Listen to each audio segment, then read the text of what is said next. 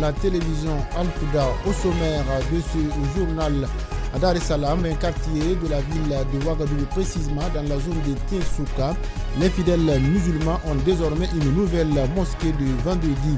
Un joyau qui vient répondre aux besoins croissants de la communauté musulmane locale. L'inauguration a eu lieu ce vendredi. Les détails à suivre dans cette édition. Et puis, la 20e édition de la Semaine nationale du numérique bat son plein à Ouagadougou.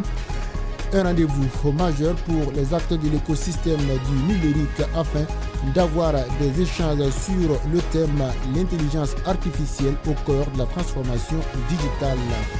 Et une importante réforme financière portant sur la fusion de plusieurs fonds nationaux, une décision prise lors du dernier conseil des ministres qui s'est tenu ce jeudi 20 novembre 2025 à Ouagadougou. Mesdames et messieurs, voici pour les titres de ce jour.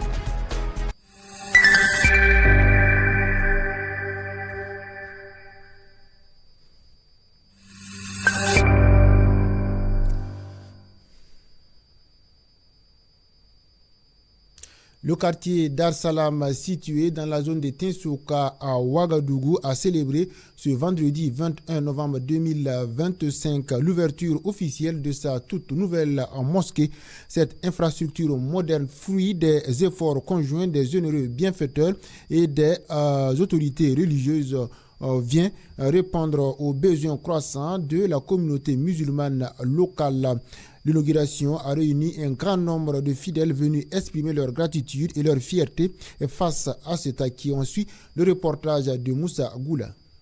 الله مثلا للذين كفروا امرأة نوح وامرأة لوط كانتا تحت عبدين من عبادنا صالحين فخانتاهما فلم يغنيا عنهما من الله شيئا وقيل ادخلا النار مع الداخلين.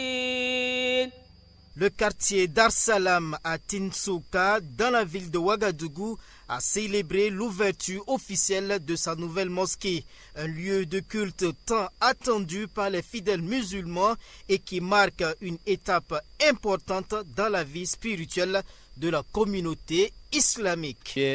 Prière de Douma de la mosquée. Donc nous sommes fiers et nous sommes très contents en tant que premier responsable de la mosquée. Et nous remercions tous ceux-là qui ont participé à la réalisation de ce projet, en commençant par l'association Albir depuis Imarat et aussi l'association Albir ici pour la bienfaisance qui est actuellement au Burkina Faso. Donc nous remercions tout droit envers eux et à tous ceux-là qui ont participé et pour que cette rêve soit réalisée, en commençant aussi par les parents et tous ceux-là qui sont participés comme des douates, etc., les femmes et les mamans et tout cela. Donc nous sommes très très contents de voir ce monde aujourd'hui mobilisé pour que cette mosquée soit remplie de joie et que Allah subhanahu wa ta'ala récompense tout le monde et vraiment que cela soit une récompense qui sera au Zouma dernier, le paradis, Inch'Allah. C'est sur cette note de remerciement que le premier responsable de la mosquée à Taoufik se réjouit. L'émotion était si grande d'avoir reçu des mains du donateur un joyau pareil. Les fidèles musulmans de la localité promettent en faire bon usage. Pour les habitants de Dar Salam, l'inauguration de cette mosquée n'est pas qu'un simple événement architectural. C'est un symbole d'identité, de foi et de vivre ensemble. Un espace qui servira à l'apprentissage, à la fraternité, l'éducation des enfants et la consolidation des liens sociaux. La 20e édition de la Semaine nationale du numérique a officiellement été lancée ce 18 novembre 2025 à Ouagadougou. Cet événement majeur consacré à l'innovation technologique, à la transformation digitale et aux solutions numériques rassemble institutions, entreprises, start-up et acteurs du secteur. Une équipe de la télévision Al-Fouda s'est rendue sur le site d'exposition des stands au CIAO où plusieurs structures ont présenté leurs projets et innovations dans des domaines variés. On suit le reportage. Des Burkinabés, Une amélioration majeure a voulu pour cette 20e édition en termes de l'intelligence artificielle. Une marque chinoise qui est Unitree. Unitree qui est l'un des leaders en tout cas dans la fabrication de robots de ce type-là dans le monde. Voilà. Donc nous avons eu à commander des robots avec eux. Maintenant la spécificité en fait de ces robots, c'est que c'est des robots qui peuvent être programmés. Donc vous les achetez. Maintenant vous pouvez faire au robot ce que vous voulez. Voilà. Donc vous pouvez l'apprendre même à faire des tâches par exemple ou certains types d'actions en fait qui sont conformes en fait aux réalités que vous vivez ici. Et il faut dire que je pense que déjà il y a des programmes qui sont là en fait, pour encourager, il y a des programmes qui sont là déjà pour encourager les plus jeunes à aller dans ce sens où ils font des programmations de petits robots avec des kits Arduino.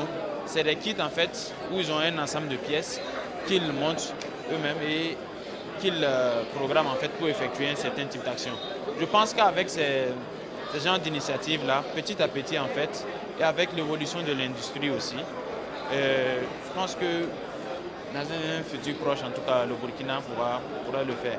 Et pour ce faire aussi, je pense qu'il faut que les écoles et les instituts pensent en fait à intégrer ce type de filières-là dans leur cursus. Voilà. Les filières pour l'IA, la mécatronique, etc. Bien qu'il ait de l'innovation cette année, les visiteurs se disent satisfaits par cette amélioration de la 20e édition de la Semaine du numérique. Je suis satisfait parce que j'ai pu faire le tour et j'ai vu qu'il y a beaucoup de solutions qu'on offre. Voilà, il y a tellement de panoplies, il y a de l'innovation cette année, on a des robots qu'on a pu constater, il y a beaucoup de solutions qu'on offre, qu'on a pu constater et qu'on a pu voir. Et il y a plusieurs entreprises aussi, d'horizons divers, en partant des banques, des structures qui offrent des formations dans le domaine du digital. Il y en a du tout. Il y a du tout une belle initiative déjà.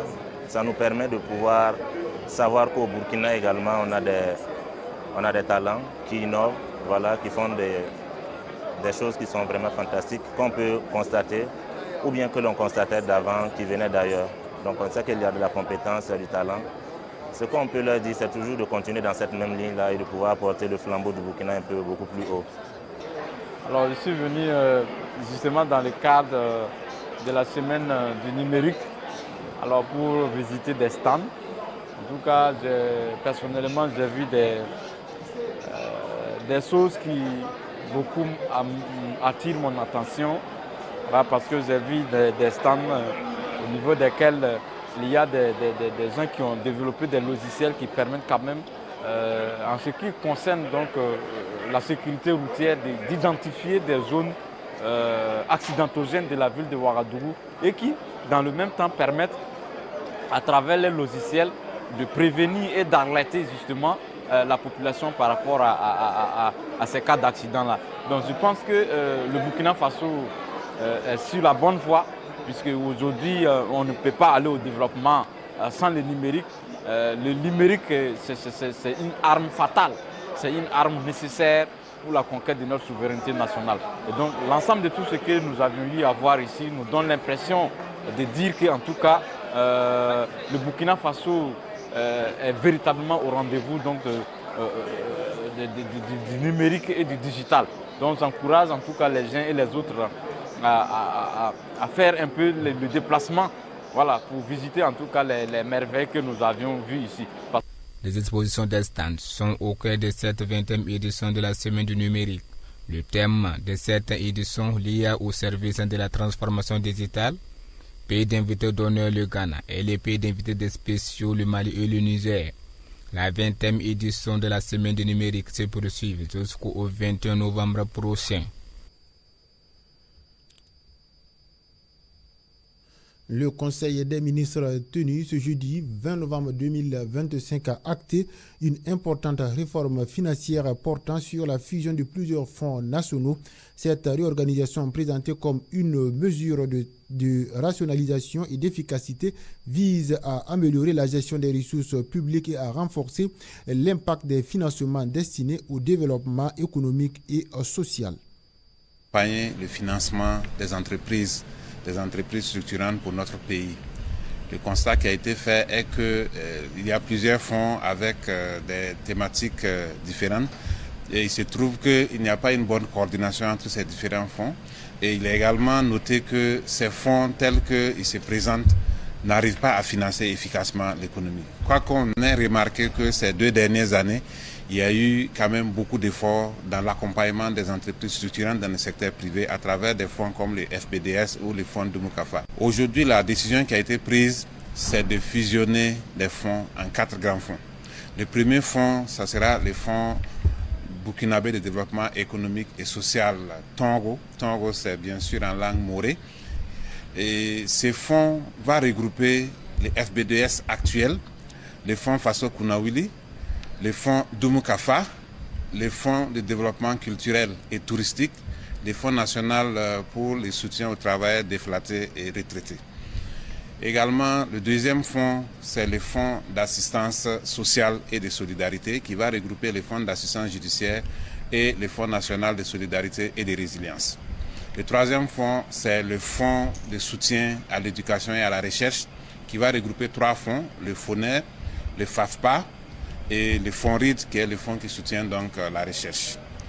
Et le dernier, c'est le fonds de soutien au sport et à la presse privée qui va regrouper donc les fonds d'appui à la presse privée et les fonds nationaux de promotion des sports et loisirs. Donc il y aura ces 4 grands fonds qui vont prendre les attributions des fonds existants. Il faut préciser que, étant donné qu'il y avait des fonds qui prenaient en charge des matières données, nous allons créer des guichets dans les nouveaux fonds pour continuer à prendre en charge ces matières, de sorte à ce que quand vous prenez un fonds comme les fonds d'appui aux activités rémunératrices des femmes, qu'il y ait un guichet dédié pour permettre donc de financer toujours des activités rémunératrices des femmes. Il y a des fonds qui étaient dédiés aux jeunes, il y aura des guichets dédiés pour ces fonds. Il y a des fonds qui étaient dédiés à l'agriculture comme le fonds Dumou-Kafa qui était dédié au développement de la chaîne de valeur agricole. Il y aura un guichet pour cela. Alors, il y a un fonds particulier qui est le fonds d'appui, le fonds national de soutien donc aux travailleurs déflatés et retraités. Il faut dire que pour ce fonds, ce qui se passait, c'est que les travailleurs déflatés avaient des taux préférentiels. Donc, des instructions claires ont été données pour que, quel que soit le guichet où les travailleurs déflatés et retraités se présentent, qu'ils puissent continuer toujours de bénéficier du même traitement préférentiel. Donc cela va permettre à ces retraités d'avoir d'ailleurs beaucoup plus de possibilités parce qu'avant ils n'avaient qu'un seul fonds où ils pouvaient s'adresser, mais maintenant ils pourraient s'adresser à tous les fonds, mais bien sûr aux mêmes conditions qu'ils avaient avant. Ces grandes décisions qui ont été prises vont permettre une meilleure gestion des fonds et une mutualisation de tous les services administratifs. Ils vont permettre aussi de donner plus de capacité aux fonds pour pouvoir financer des projets structurants.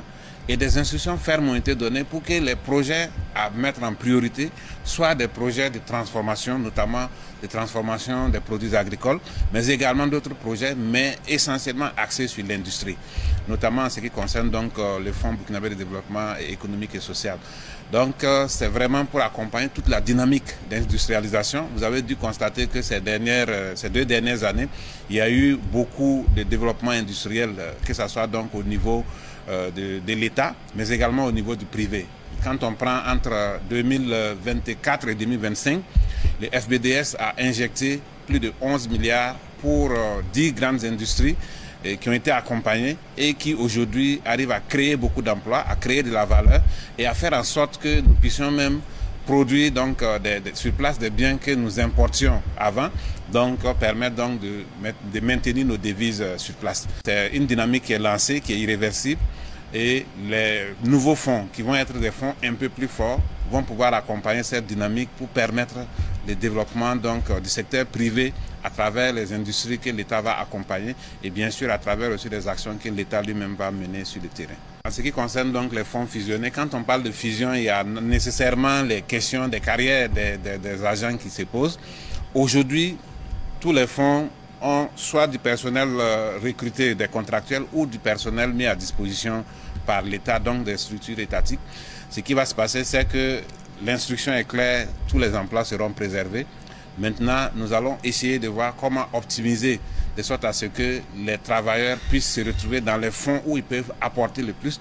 Et s'il y a la nécessité de déployer certains dans d'autres structures de l'État, ça pourra se faire de sorte à ce qu'aucun travailleur ne perde son emploi, mais que les fonds puissent être gérés de façon efficace. Hors de chez nous, dans la continuité de sa mission permanente au service des pèlerins depuis l'époque du fondateur, le Royaume d'Arabie Saoudite a confirmé sa préparation anticipée pour la saison du Hajj de 2026.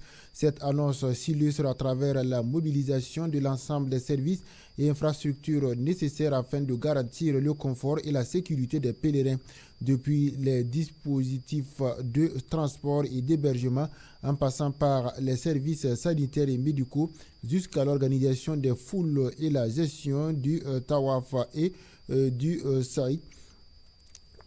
Les autorités compétentes ont affirmé que le royaume œuvre à offrir aux pèlerins une expérience spirituelle sûre et exceptionnelle en s'appuyant sur les technologies les plus modernes et des services logistiques avancés, reflétant ainsi son profond engagement envers les hôtes d'Allah et la préservation du statut du Hajj en tant que pilier fondamental de l'islam.